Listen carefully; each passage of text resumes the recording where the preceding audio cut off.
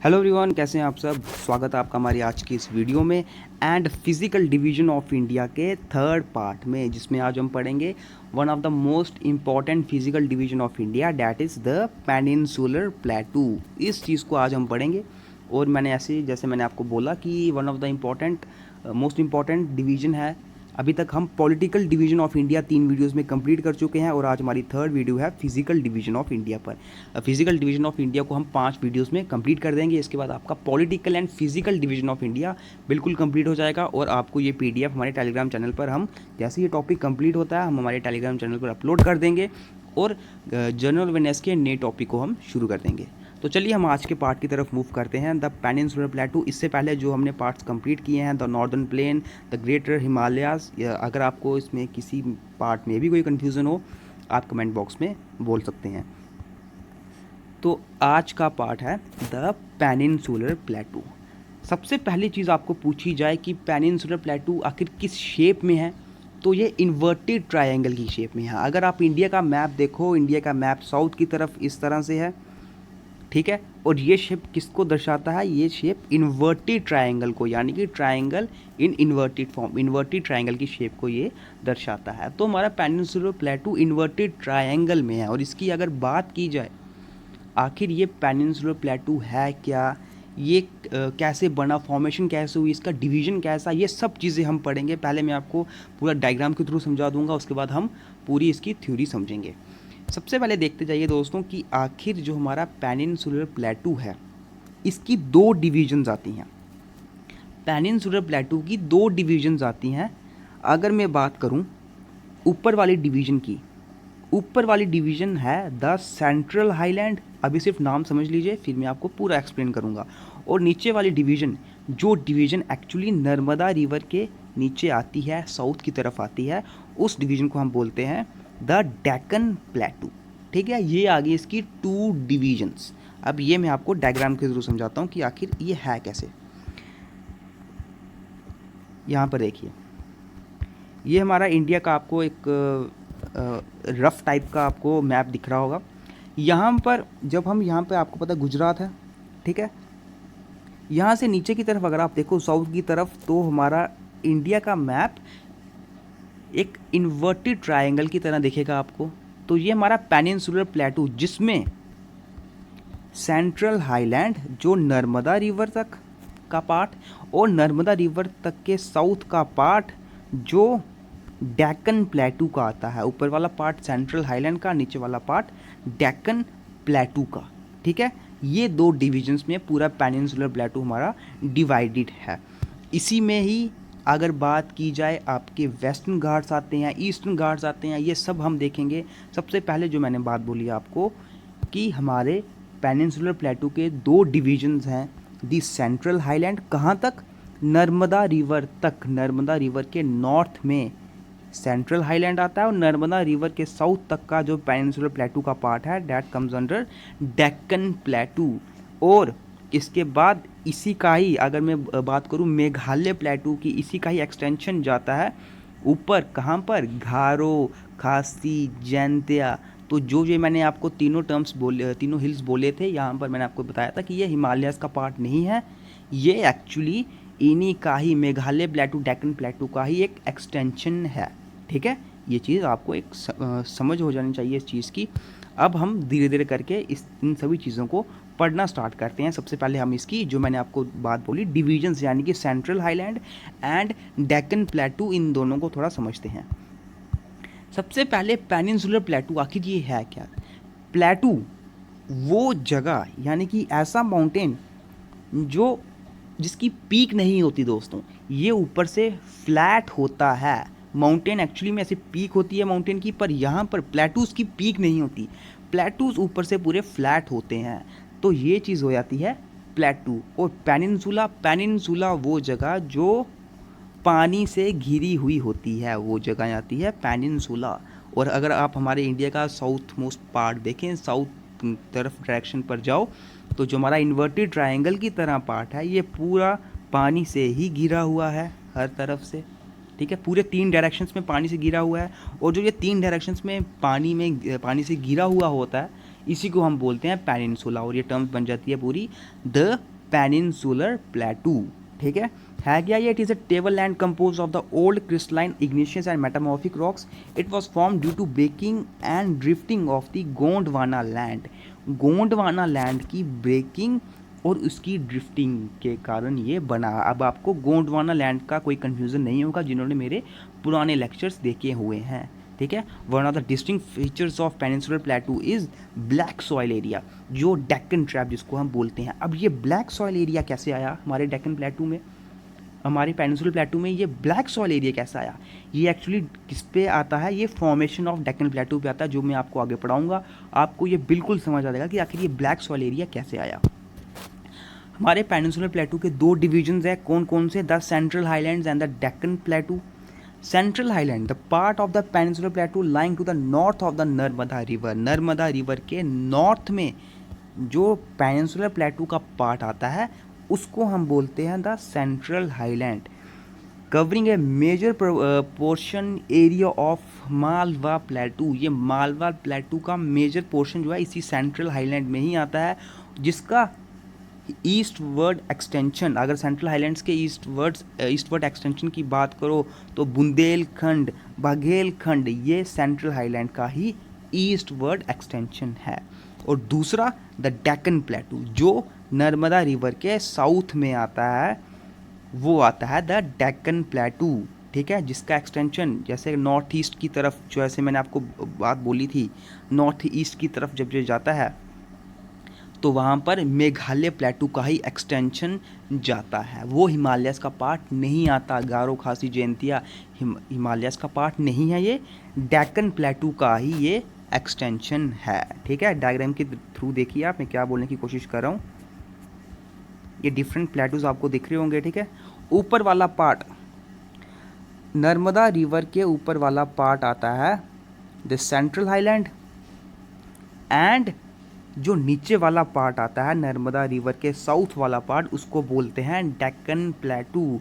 और जो मैंने आपसे ऊपर बात बोली कि जो ये मालवा प्लेटू है, ये मालवा प्लेटू सेंट्रल हाईलैंड का ही मेजर पोर्शन है। ठीक है, ये सेंट्रल हाईलैंड का ही मेजर पोर्शन है। और ये डेक्कन प्लेटू जो नॉर्थ ईस्ट की तरफ एक्सटेंड होते हैं, जो नॉर्थ ईस्ट की तरफ एक्सटेंड होते हैं, यहाँ पर आपको जो ये शिलोंग या फिर मेघालय प्लेटू, इन्हीं का ही एक्सटेंशन। ठीक है, घारो, खासी, जयंतिया, तो ये डेक्कन प्लेटू मेघालय प्लेटू का ही एक्सटेंशन है, ये हिमालयस में नहीं आता। ठीक है, ये बात समझ लीजिएगा। घारो, खासी, जयंतिया जो मैंने आपको हिमालयस वाले पार्ट में हम जब देखा था, जो हमने उस डायग्राम में, वो मैंने आपको तब भी बोला था ये हिमालयस के अंडर नहीं आते, ये डेक्कन प्लेटू का में मेघालय प्लेटू का ही ये एक्सटेंशन है। ठीक है, शिलोंग या फिर मेघालय प्लेटू उसका एक्सटेंशन है ये। तो ये चीज़ हो गई यहाँ पर। और मैंने आपको क्या बताया, यहाँ पर देखो कि विंध्यास और सतपुरा रेंजेस के बीच में है नर्मदा रिवर। ये बीच में जो आपको रिवर दिख रही है ना, ये है नर्मदा रिवर। ठीक है, और यह नीचे इसके साउथ में, सतपुरा के साउथ में कौन सी है? तापी रिवर। ठीक है, अब नर्मदा रिवर के नॉर्थ वाला पोर्शन आता है central highland, and Narmada river के साउथ वाला पोर्शन आता है दी डेक्कन प्लेटू। ओके, और इसी डेक्कन प्लेटू में जो यहाँ पर शिलोंग या फिर मेघालय प्लेटू है, इन्हीं का ही एक्सटेंशन है घारो, खासी, जयंतिया। ठीक है, इन्हीं का ही एक्सटेंशन है घारो, खासी, जयंतिया। ये बात डिवीज़न की बात आपको बिल्कुल ये कवर हो चुकी होगी। कोई कन्फ्यूज़न हो डिवीजन्स में तो आप ज़रूर बात कमेंट बॉक्स में कमेंट करिएगा। ठीक है, डिवीजन्स में आपको कोई भी टाइप की कन्फ्यूज़न अब नहीं होनी चाहिए। अब हम बात करते हैं इसके फॉर्मेशन की। मैंने आपको अभी ऊपर बताया कि डेक्कन ट्रैप यानी कि जो ब्लैक सॉइल एरिया है, ये फॉर्म हुआ था, ये हमारे इंडिया में पाया जाता है पेनिनसुलर प्लेटू का ही जो इसका डिस्टिंक्ट फीचर है एक। आखिर ये कैसे बना, आखिर ये कैसे बना? ठीक है, अब इसके साथ एक और क्वेश्चन अराइज होगा कि बोला जाता है कि हमारे इंडिया का ओल्डेस्ट फिजिकल डिवीजन कौन सा है, तो हम नाम लेते हैं दी पेनिनसुलर प्लेटू का। आखिर क्यों पेनिनसुलर प्लेटू को हम ओल्डेस्ट डिवीजन ऑफ इंडिया बोलते हैं? ये दोनों क्वेश्चंस आपको यहीं पर इसकी फॉर्मेशन में क्लियर हो जाएंगे, ध्यान से समझते जाइएगा। देखिए दोस्तों, जब फॉर्मेशन हुआ था डेक्कन प्लेटू का, ये आखिर स्टार्ट कैसे होता है, देखो समझते जाओ आखिर ये हुआ कैसे। फॉर्मेशन हमारा डेक्कन प्लेटू का हुआ कैसे, ऊपर की तरफ थी यूरेशियन प्लेट और नीचे से आ रही थी इंडियन प्लेट साउथ की तरफ से इसकी तरफ इसको टकराने के लिए।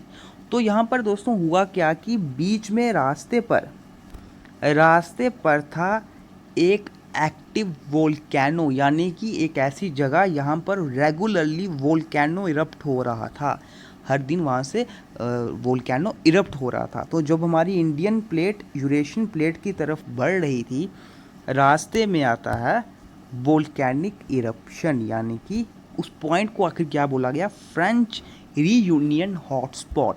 ये हॉटस्पॉट आता है जब इंडियन प्लेट इसके ऊपर आती है, इस हॉटस्पॉट से वोल्केनो निकल रहा होता है।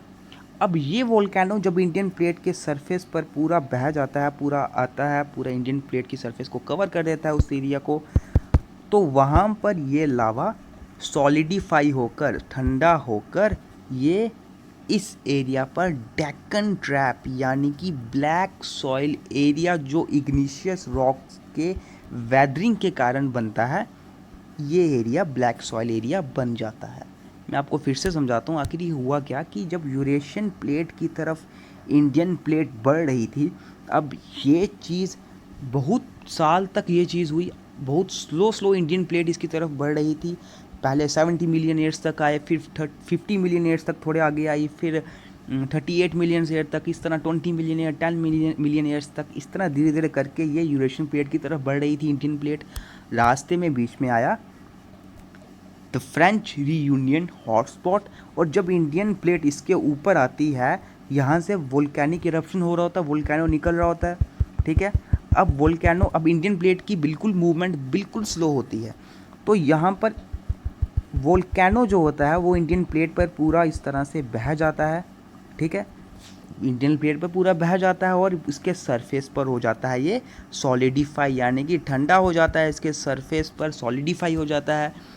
और इग्निशियस रॉक्स की फॉर्मेशन भी, अगर आपने पढ़ा हो igneous rock, metamorphic rocks, sedimentary rocks, तो जो वोल्केनिक इरप्शन के कारण इनके सॉलिडिफाई, यानी कि वोल्केनिक इरप्शन के कारण जो रॉक्स बनती है, इन रॉक्स को बोलते हैं हम इग्निशियस रॉक्स, और इग्निशियस रॉक्स की वेदरिंग के कारण ही बनती है ब्लैक सॉइल, ठीक है, ब्लैक सॉइल। और इस एरिया पर बन गया ब्लैक सॉइल, और ये पूरा एरिया जो इसके कारण बना था, इस एरिया को बोला गया डेक्कन प्लेटू। और इसका जो दोनों डिवीजन आता है, सेंट्रल हाईलैंड एंड डेक्कन प्लेटू, इस पूरे को क्या बोला गया, पेनिनसुलर प्लेटू।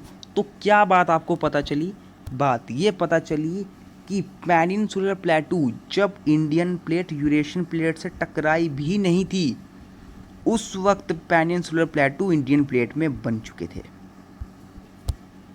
बात समझ आई, उस वक्त पेनिनसुलर प्लेटू का black soil area Deccan trap बन चुका था, मतलब ये हिमालय से भी पहले बन चुके थे, इसीलिए बोला जाता है peninsular प्लेटू one of the oldest physical division है इंडिया का, ठीक है। ये चीज़ आपको पता चल गई होगी, यही चीज़ यहाँ मैंने लिखी हुई है कि जब इंडियन प्लेट यूरेशियन प्लेट की तरफ बढ़ रही थी, बीच में आता है यहाँ पर फ्रेंच रीयूनियन हॉटस्पॉट, यहाँ से रेगुलरली वोल्केनिक इरप्शन हो रहा था, वोल्केनो इरप्ट हो रहा था।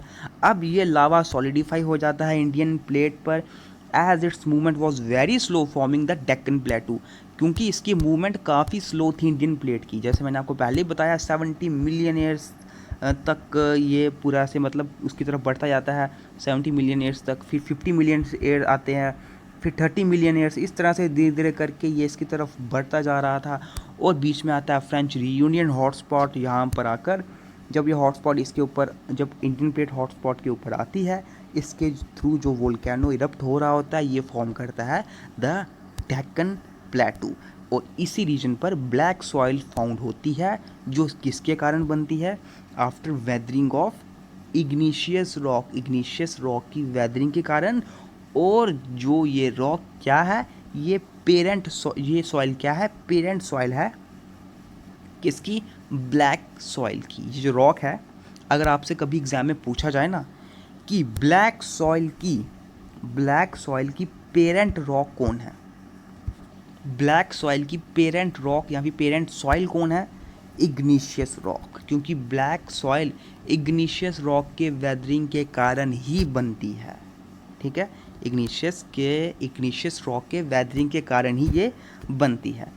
Peninsular प्लेटू is one of the oldest land mass, peninsular प्लेटू one of the oldest land mass है इंडिया का, one of the oldest physical division है इंडिया का, क्योंकि जब इंडियन प्लेट टकराई भी नहीं थी यूरेशियन प्लेट से, यानी कि हिमालयस का फॉर्मेशन जब हुआ भी नहीं था, उससे पहले पेनिनसुलर प्लेटू बन चुके थे।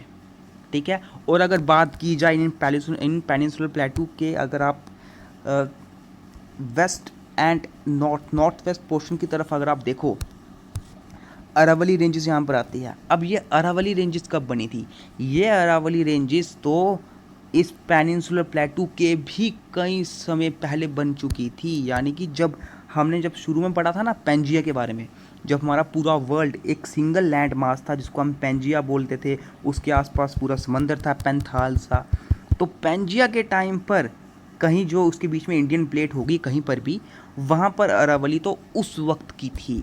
अरावली बहुत पुरानी, अरावली की बात की जाए तो ये बहुत ज़्यादा पुरानी है। Aravalli was formed million years before, जब सिंगल लैंड मास था वर्ल्ड का, जब वर्ल्ड टुकड़ों में डिवाइड ही नहीं हुआ था, अंगारा गोंडवाना, उस वक्त का ये अरावली रेंजेस बन चुकी थी इंडियन प्लेट पर।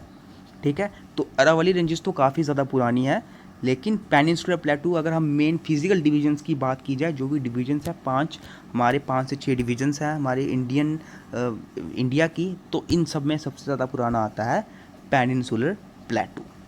ओके, और अगर बात की जाए डिवीजन्स की, सेंट्रल हाईलैंड के डिवीजन और डेक्कन प्लेटू के डिवीजन कैसे डिवाइडेड है, नर्मदा रिवर के द्वारा डिवाइडेड है, जिसके नॉर्थ वाला पोर्शन आता है द सेंट्रल हाईलैंड और जिसके साउथ वाला पोर्शन आता है द डेक्कन प्लेटू।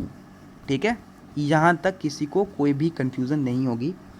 इसके बाद डेक्कन प्लेटू में ही वेस्टर्न घाट्स आए, ईस्टर्न घाट्स आए, तो अब हम इनको समझते हैं, वेस्टर्न घाट्स और ईस्टर्न घाट्स को। ठीक है, अरावली क्या है, ओल्ड रेजिडुअल माउंटेन्स हैं। यहाँ तक आपको कोई कंफ्यूजन नहीं होगी। हमें अब पढ़ना है the western Ghats and eastern Ghats, western Ghats के बारे में थोड़ा पढ़ना है हमें, एंड ईस्टर्न घाट्स के बारे में हमें पढ़ना है। इन दोनों के बारे में अब हम समझते हैं। देखिए,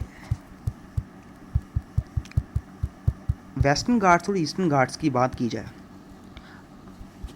वेस्टर्न घाट्स और ईस्टर्न घाट्स, जब हमारी इंडियन प्लेट यूरेशियन प्लेट के साथ टकराई थी, उस वक्त क्या हुआ था, जो हमारे वेस्टर्न घाट्स थे, वेस्टर्न घाट्स क्योंकि इन प्लेट के जहाँ पे ये टकराई थी, इससे दूसरी तरफ से थोड़ा ज़्यादा दूर थे, इन वेस्टर्न घाट्स पर क्या हुआ, इन वेस्टर्न घाट्स की हाइट ईस्टर्न घाट्स की हाइट से थोड़ी सी ऊंची है।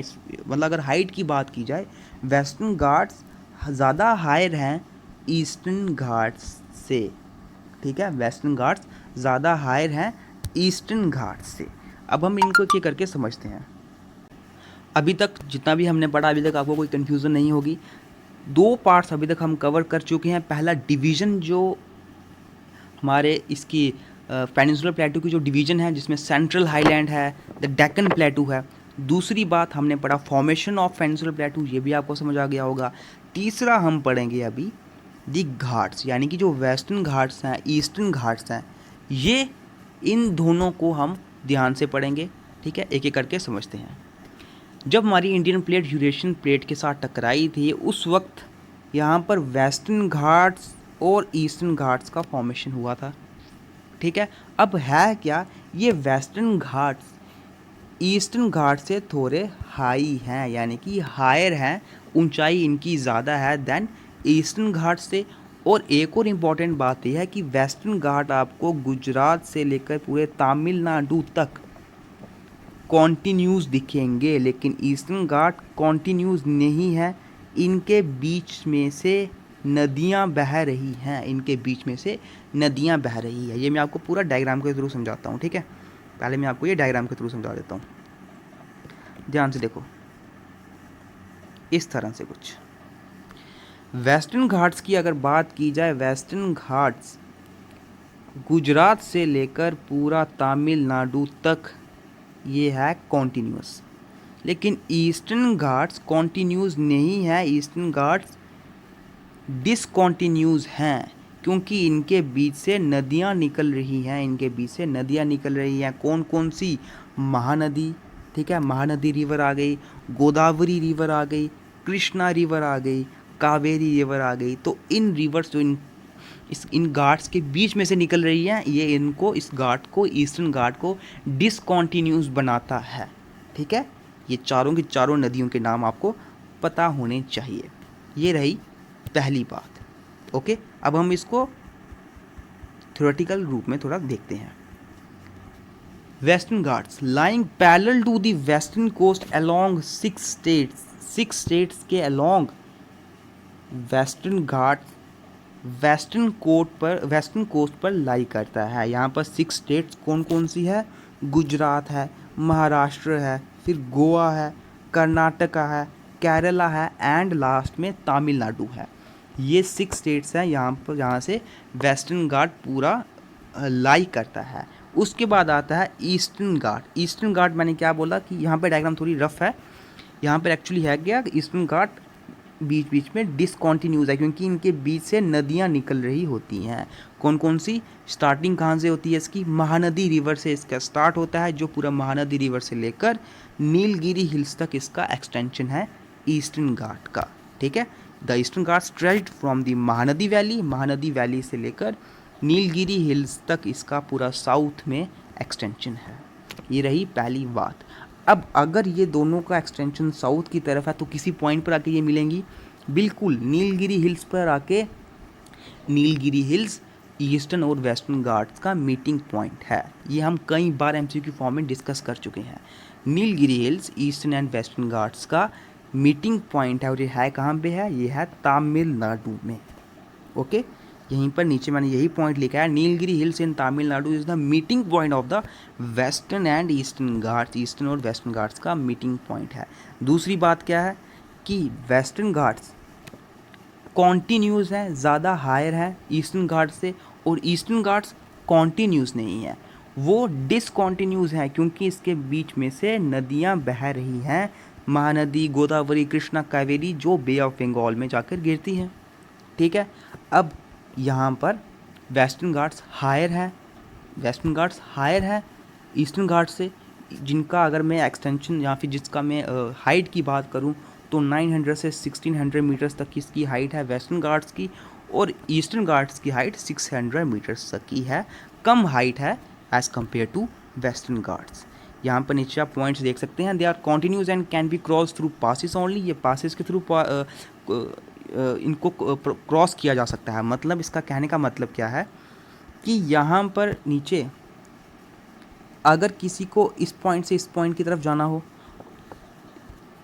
इस पॉइंट से इस पॉइंट की तरफ जाना हो, तो यहाँ पर बीच में इसके पासिस बनाए हुए हैं। तो ये पासिस मैं आपको आगे नाम बताता हूँ, इनके बारे में सब कुछ पढ़ेंगे, पासिस के बारे में भी।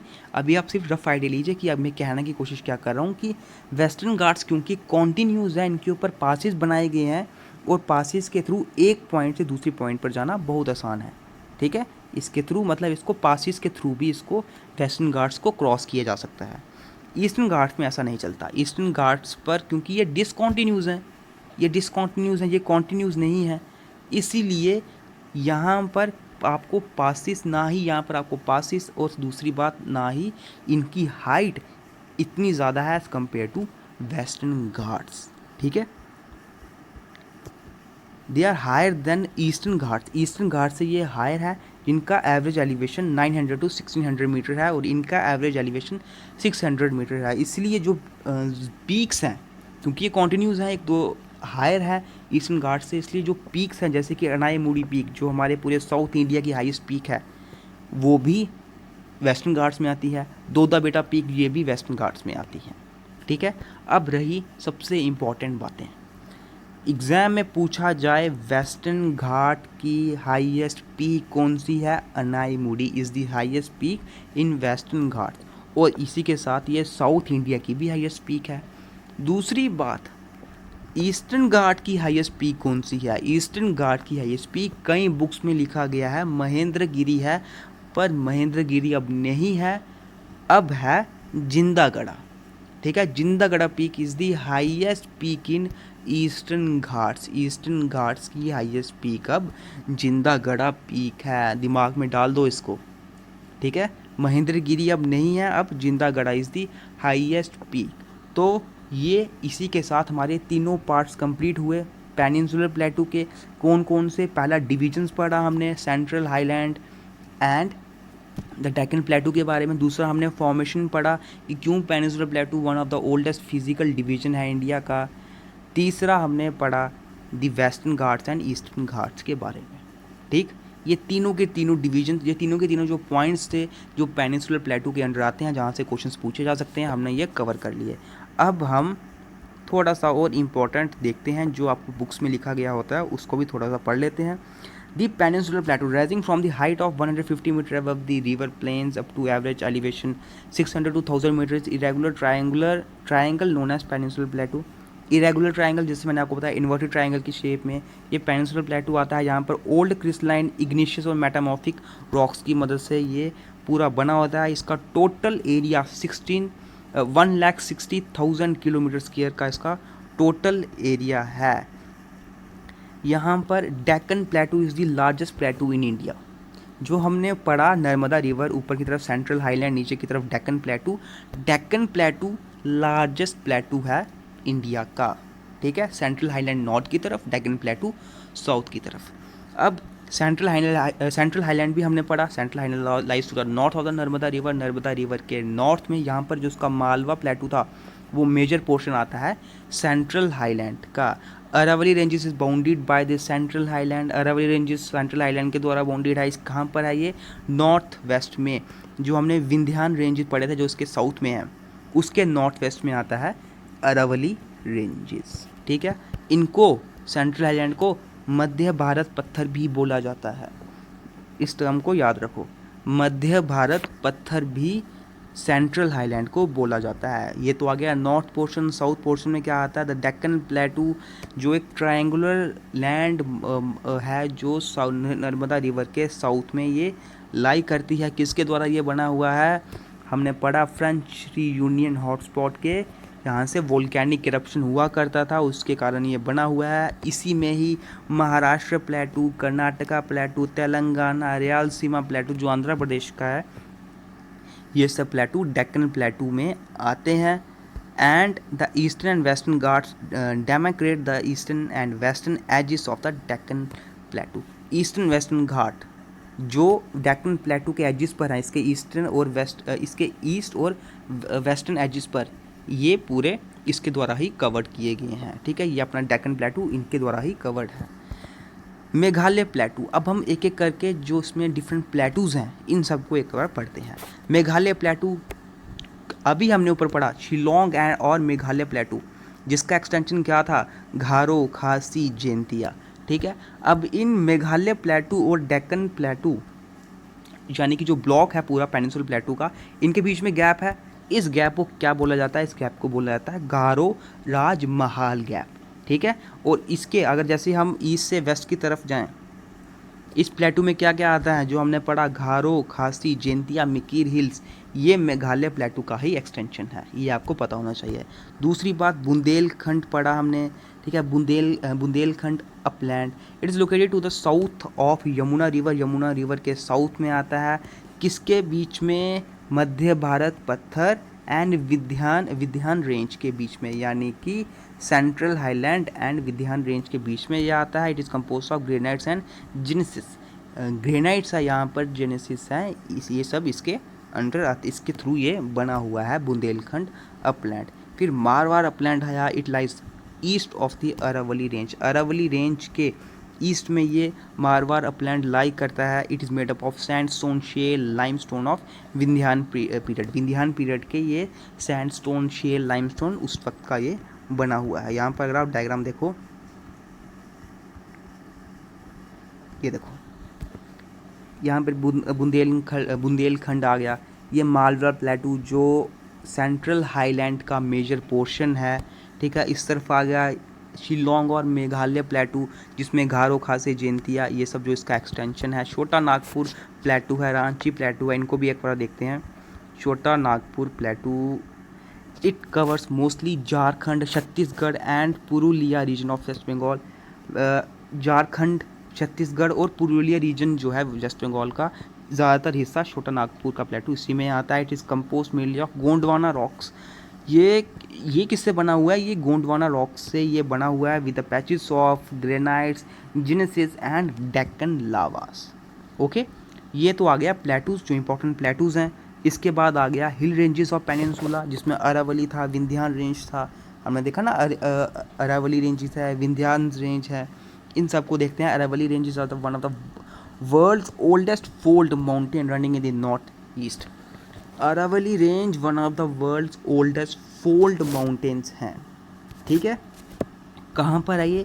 North east to south east direction from Delhi to Palanpur in Gujarat. Delhi से गुजरात के पलनपुर तक। ये किसकी एग्जाम्पल है? It is an example of relict mountain, old residual mountain का ये एक एग्जाम्पल है।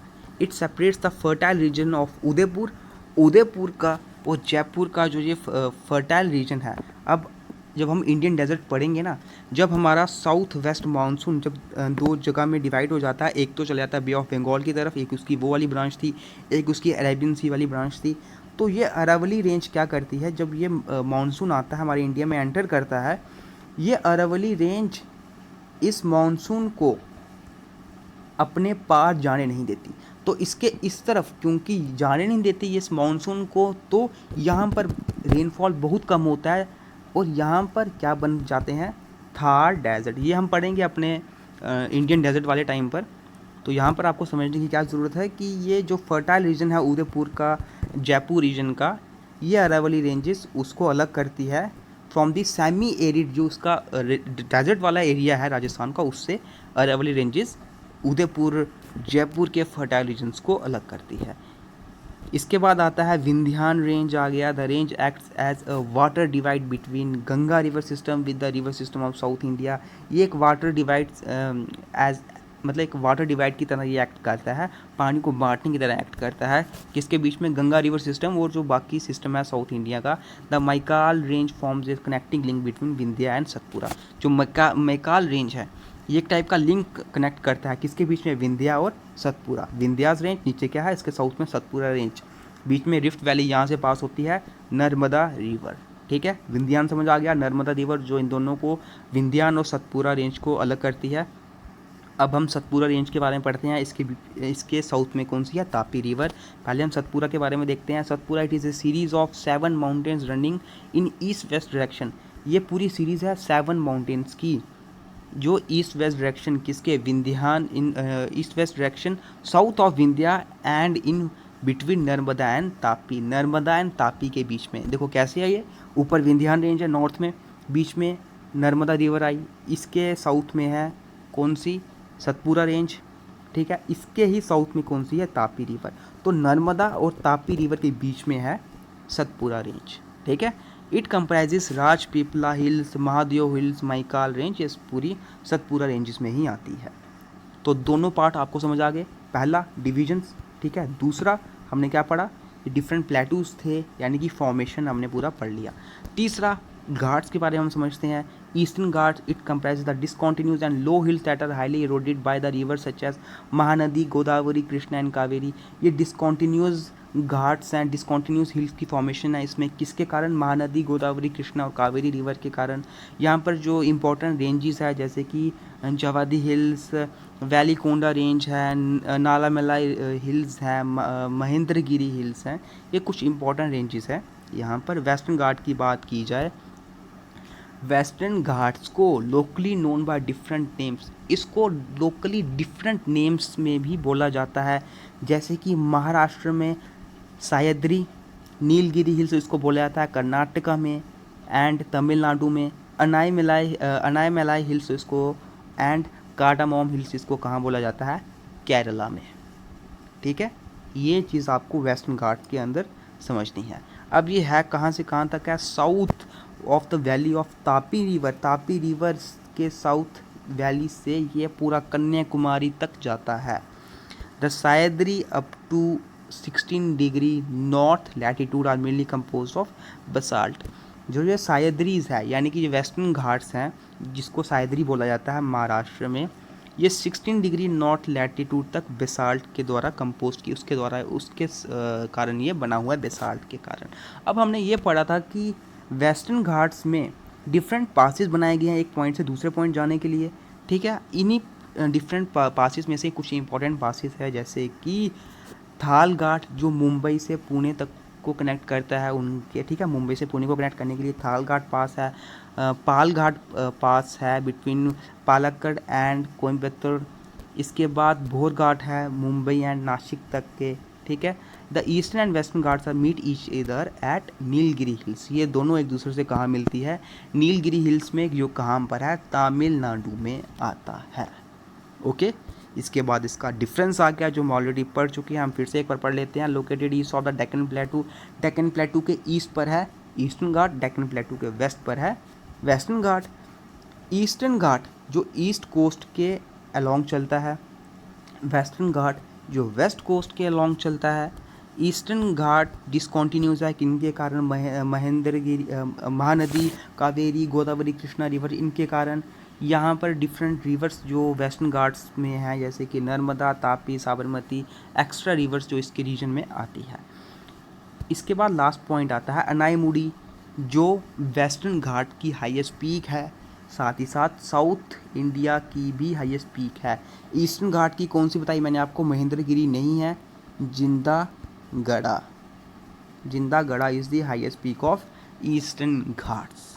ओके, इसी के साथ दोस्तों हमारा पूरा पेनिनसुलर प्लेटू कंप्लीट होता है। तीनों की तीनों इसके जो डिफरेंट इसके टाइप्स थे, जो इसके डिफरेंट डिविजन्स, जैसे कि पहला हमने डिविजन्स पढ़ा, ये आपको समझ आ गया होगा। दूसरा हमने फॉर्मेशन पढ़ा, ये भी आपको समझ आ गया होगा। तीसरा हमने घाट्स पढ़ा, ये भी आपको समझ आ गया होगा। तो ये सब के सब पॉइंट हमारे इसके साथ कंप्लीट होते हैं। पेनिनसुलर प्लेटू हमारा कंप्लीट होता है। इसके बाद हम नेक्स्ट पार्ट में ग्रेट इंडियन डेजर्ट हैं इसको कंप्लीट करेंगे, और कोस्टल प्लेन एरिया जो हमारा इंडिया का है इसको भी हम कवर करेंगे। नेक्स्ट पार्ट में हम दोनों चीज़ों को करते हैं, ठीक है। तो मिलते हैं आपसे अब नेक्स्ट वीडियो में डेजर्ट्स के फिजिकल डिवीजन ऑफ इंडिया के नेक्स्ट पार्ट के साथ।